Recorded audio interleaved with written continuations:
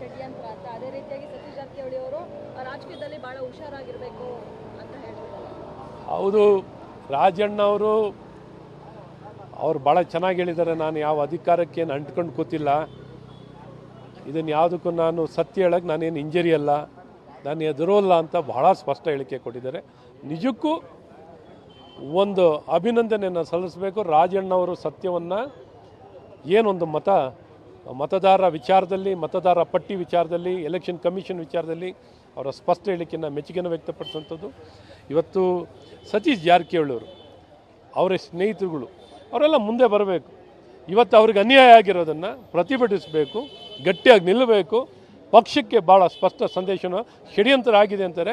ಆ ಷಡ್ಯಂತ್ರವನ್ನು ಎದುರಿಸೋ ಶಕ್ತಿ ಇವ್ರು ಬೆಳೆಸ್ಕೋಬೇಕು. ಷಡ್ಯಂತ್ರವನ್ನು ಬಯಲಿಗೆಳಿಬೇಕು. ಯಾರು ಷಡ್ಯಂತ್ರ ಮಾಡಿದವ್ರು ಏನು, ದುರುದ್ದೇಶ ಏನು ಅಂತ ಸತ್ಯ ಹೇಳೋವಂಥ ಪ್ರಯತ್ನ ಇಷ್ಟು ಪ್ರಯತ್ನ ಮುಂದೆ ಬಂದಿದ್ದೀರಾ, ಇಷ್ಟು ಸತ್ಯ ಹೇಳಿದ್ದೀರಾ, ಇನ್ನೊಂದು ಸ್ವಲ್ಪ ಹೇಳ್ಬೇಡಿ, ಮುಗ್ದೋಯ್ತು.